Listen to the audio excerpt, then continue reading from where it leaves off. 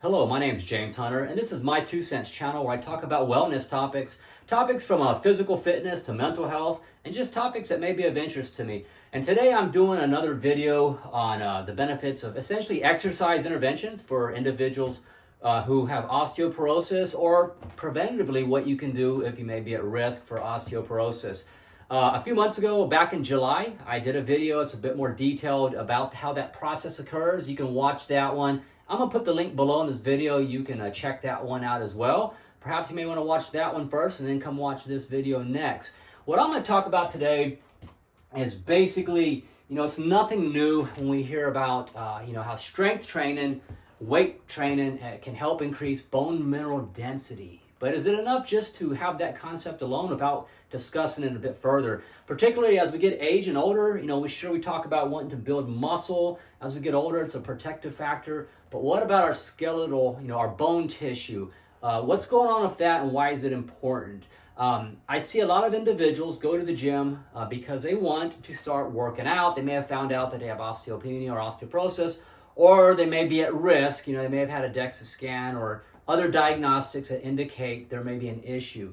So lo and behold, after a lifetime of being sedentary, or perhaps they weren't getting enough, calcium, vitamin D, magnesium, there's things that can be talked about, those issues as well. They may have had some issues going on, and now they want to do something about it. So let's talk about that. So with human bones, they adapt to new or unusual mechanical stress by altering the bone architecture. It's a real fancy way of basically saying, we talk about adaptations to strength training, and there's a lot of them. There's neuromuscular, and also the bone mineral density is one of the adaptations responding to stress that's placed upon the bones. So we know from the space program that when astronauts went into outer space, in the early stages of the space program, zero gravity, there's no stress being placed or any demand upon the body for the muscles and the bones. So what they found is that when these astronauts returned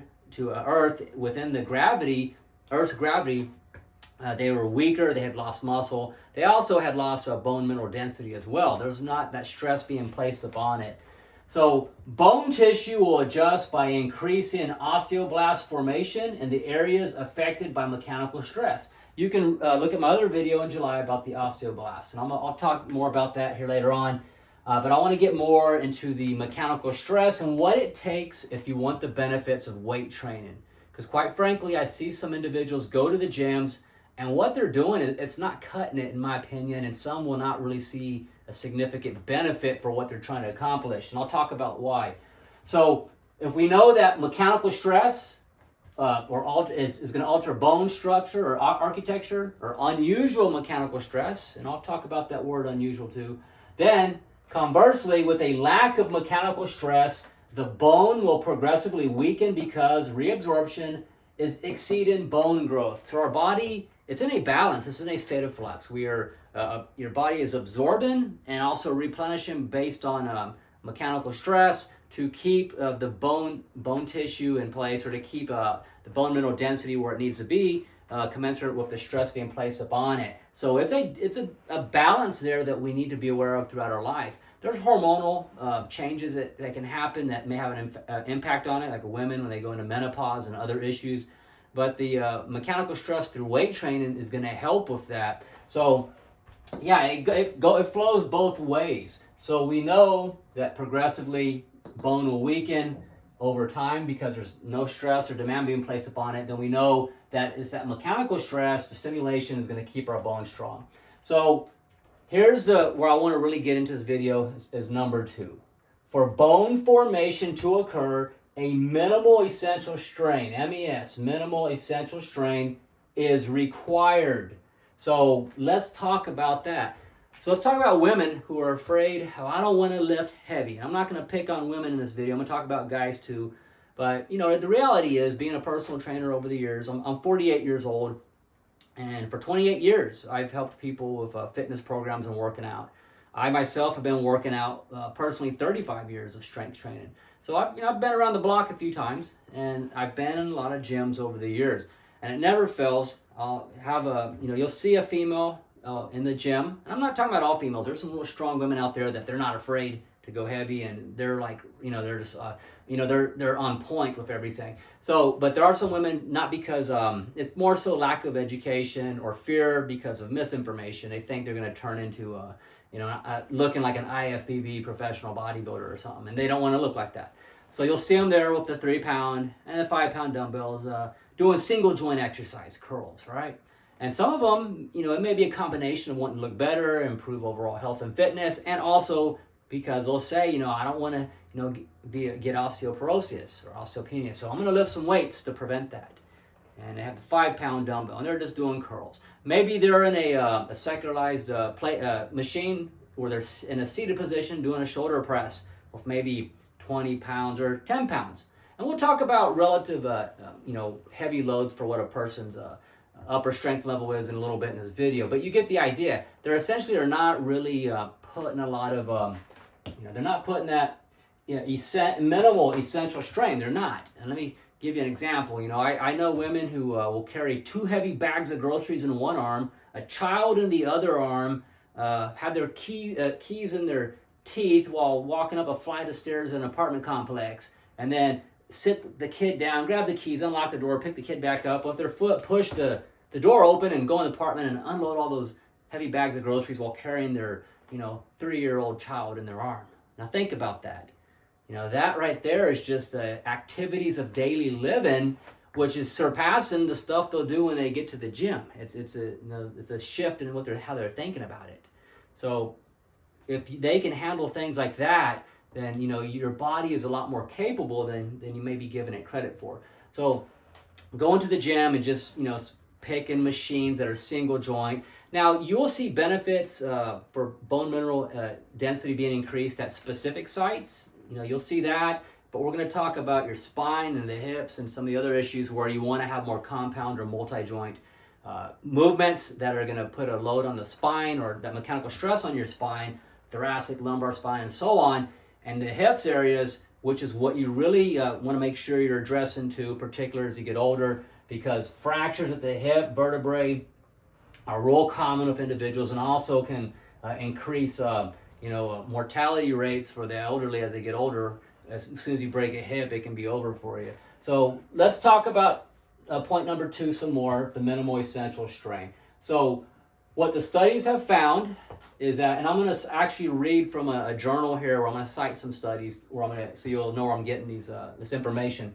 So high load exercises, as much as 80% of your 1 rep max, will equal benefits to increase in bone mineral density. So let's think about that. It's relative to your, you think 80%, oh my God. Well, if I can deadlift 500 pounds, my 80% of my 500-pound deadlift may seem ridiculously impossible to somebody who's never worked out before.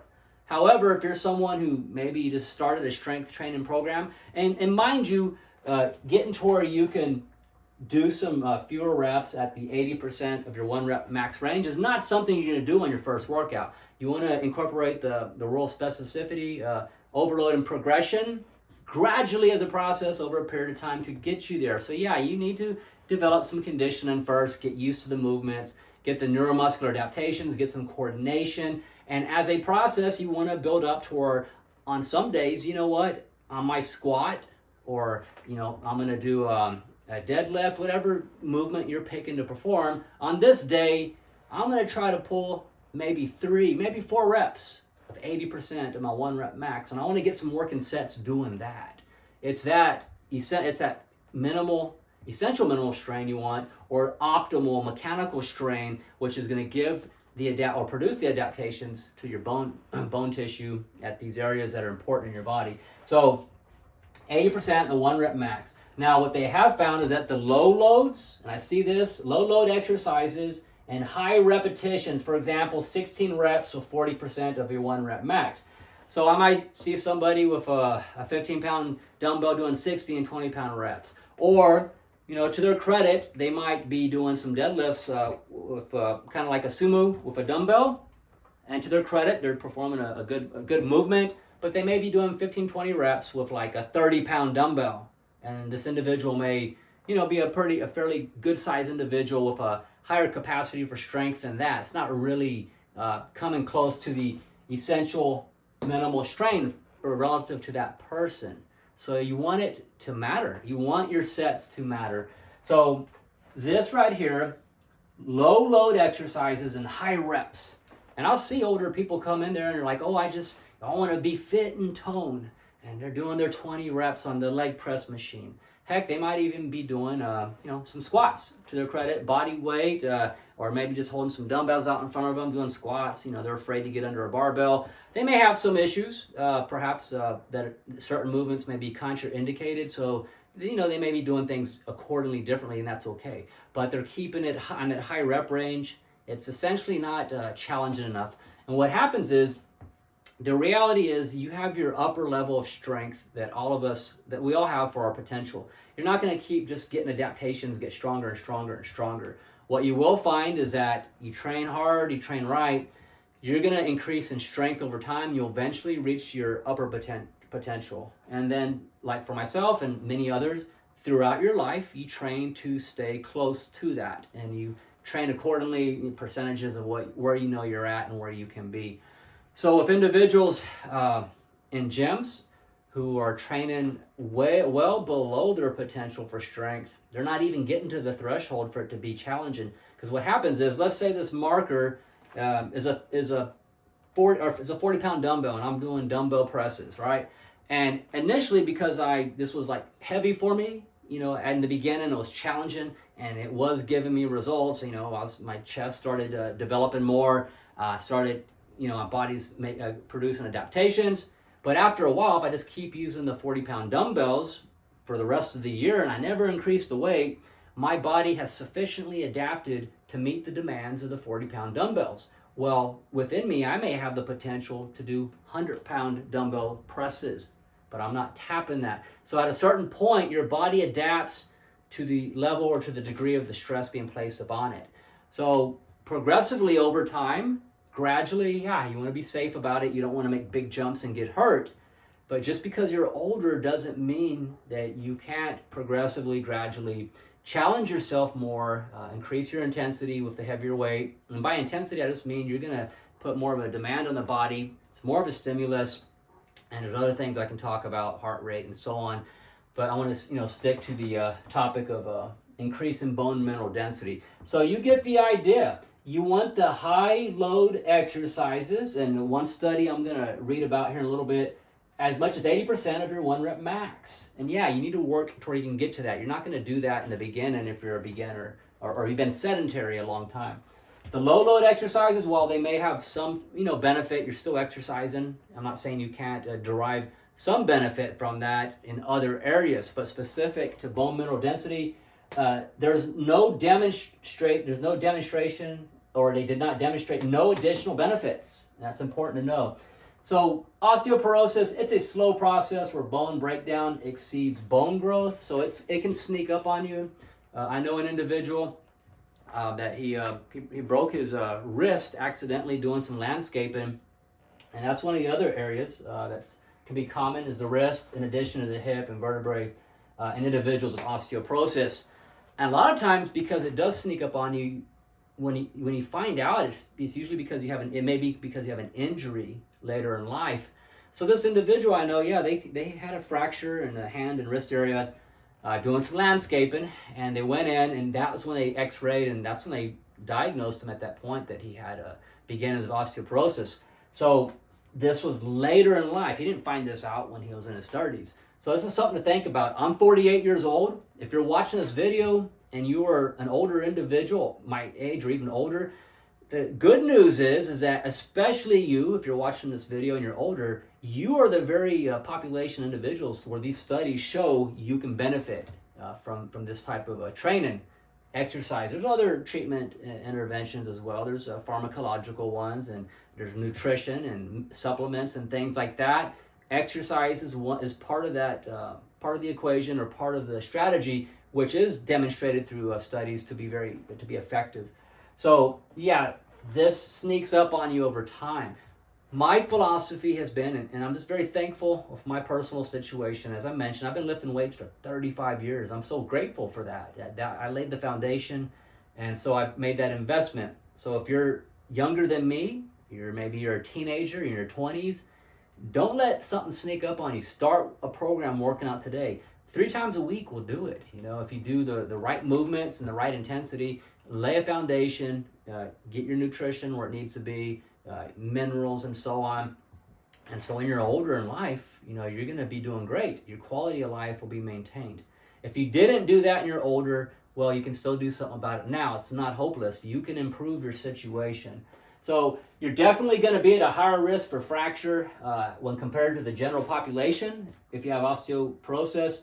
Most common sites for osteoporotic fractures and back pain are the thoracic, the T7 through 8, and the lumbar, starting from the T12 all the way down to the L1 of the spine segments. So let's talk about it a little bit more with your exercise selection. So yeah, you want exercises that are going to put mechanical stress on the spine. So be mindful of that. I do squats, I do deadlifts. There's other things you can do that can, that are multi-joint compound movements. The single joint exercises, that there's site-specific, can help improve bone mineral density, like in your femur, for example, other areas in the body. But your spine, your hips, that's really, something you don't want to neglect. If that's, at risk, then you're vulnerable later in life to where if you have issues there, and your quality of life is going to go downhill significantly, or it can. So, this kind of summarize some of the points. Just remember, bones adapt to new or unusual mechanical stress by altering the bone architecture, and it goes both ways. So bone tissue, it will adjust by increasing osteoblast formation in areas affected by mechanical stress. But conversely, lack of mechanical stress, the bone's going to progressively weaken. It's going to go in the opposite direction.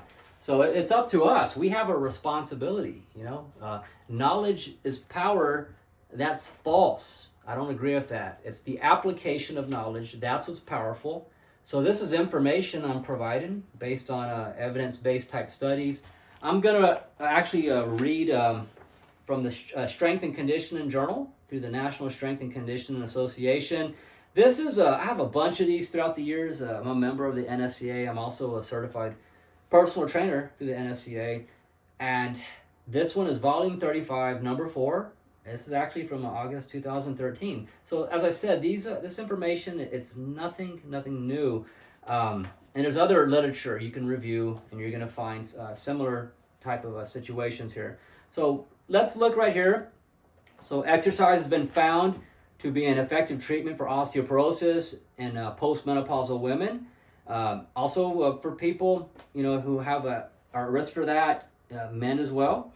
So I'm going to cite the last name of the individuals who conduct these studies. So we're going to talk about Wolf, who also has Wolff's Law, which is actually has to do with bones adapting to mechanical stress.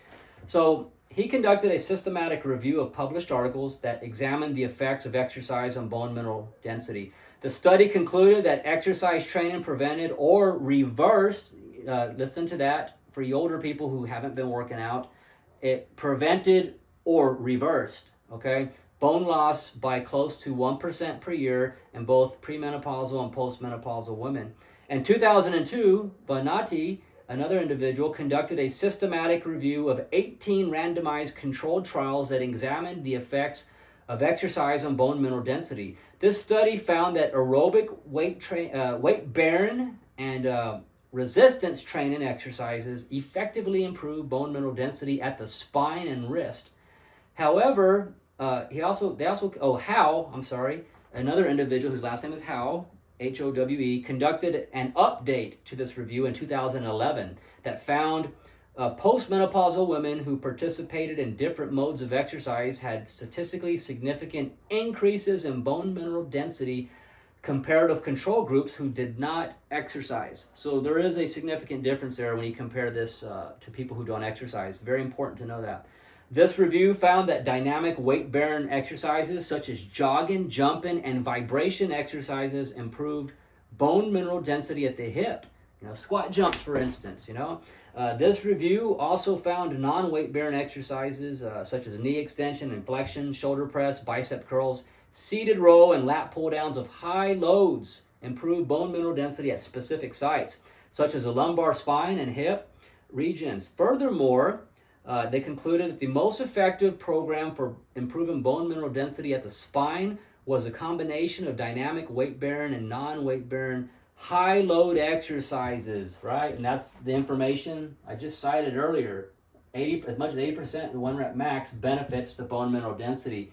The low-load exercises in the higher rep range, specific for bone mineral density, it did not demonstrate any additional benefit. So that's important to know. And if you want to look this information up, you can subscribe to the NSCA if you want to. You don't have to be a certified personal trainer through them like me. You can to become a member to get the strength and conditioning journals. And there's also the Journal of Strength and Conditioning Research they send out as well that have a lot of good information in there. So this one right here, I just wanted to share some of it in this video today to get you thinking. Again, I made another video back in July. I talk a bit more about the disease of osteoporosis, and you can look at that link below. So yeah, this is something, it's been around, it's nothing new, but we need to think about, your strategies when you go to the gym. Whether you're male or female, I see the guys are guilty too. They'll go in there and, I'll see them on a plate-loaded machine. A guy, bigger guys than me, I'm strong for my size, but I see people who have more muscle mass than I do just because, by sheer, just they're larger individuals, significantly taller and they weigh more. And I can just tell by looking at them, they got more muscle. And they will get on a plate-loaded chest press machine and maybe put some 25-pound plates on each side. And really, for some people, you might think that's a lot, but relative to their size, and they're going real slow, controlled reps. There's nothing wrong. There's something to be said about that if you're trying to build muscle, but it's really not doing a lot to place mechanical stress. So one thing before I forget, and it's my other video, that study I cited talked about the jumping and vibration type movements. What that's getting at is explosive type movements, whether it's a squat jump and then that the stress of landing your body weight in the ground and catching yourself, if you want to think of it like a jolt or something like that. If you're on a bench press, if you're going slow, that's one thing, but if you're bringing it down and coming up quickly, exploding, a power clean, dynamic or explosive type movements with the squat, coming down and then coming up quickly. These explosive type movements and jumps, things like that, put more of a vibrational stress on the bone. And there's actually studies have shown that is more effective for getting more adaptation from the bone mineral density to get it to increase. So that's something to think about too. Slow controlled movement with weight versus more explosive movement. So you definitely want the high load exercises for sure. And based on your individual situation, to the extent it's appropriate for you, if you can handle jumping and more vibrational type of mechanical stress in those areas, the hips and spine, go for it. That's what you want. So just to kind of conclude, good for you if you've been motivated to go to the gym and you don't want to have osteoporosis, especially for men and women, but women that because you have that risk factor because of menopause. Don't be afraid to progressively work on getting stronger to pick up the heavier loads of weight. That's more of a mental block that you've placed on yourself. You may be surprised how strong you really are. And really, that's what you're going to need if you want to increase bone mineral density and to preserve your quality of life, and so you're not at risk for hip fractures and so on. See too many people who are way old before their time and have disabilities before their time because they don't apply knowledge in terms of exercise interventions, nutrition, and so on. So there's a lot more that could be said. I don't want the video to go on forever, but I appreciate you for watching. If you made it this far throughout the video, subscribe to my channel. I'd appreciate the support. I'm going to be continuing to put out more content on topics of wellness, of physical fitness, mental health, and as soon as I can get a different camera that I'm working on getting, I'm going to make some videos outside for exercise videos I can put on here as well. And also maybe some I will make some at the gym as well. Those will be coming up in the future, and I'll be putting out more videos every week now that I'm back to 100% full-time and self-employed again, I have more control over my schedule. So if you have any thoughts on this, please feel free to drop some comments below. And until I make another video again, I hope you'll have a good day, and I hope that you're willing to take in information out there. Look at the sources of information. I tend to look for credible studies or references that are can be cited, that are credible, rather evidence-based type of research and so on, before I go out and try to speak to any number of issues. So I hope you would fact check things, or just do your own due diligence to become educated about things on your own, and increase your knowledge of physical fitness, your mental health too, things like that, managing stress and so on, and so you can take control over your life and be empowered to live a better life. Until I make another video again, you have a good weekend and take care.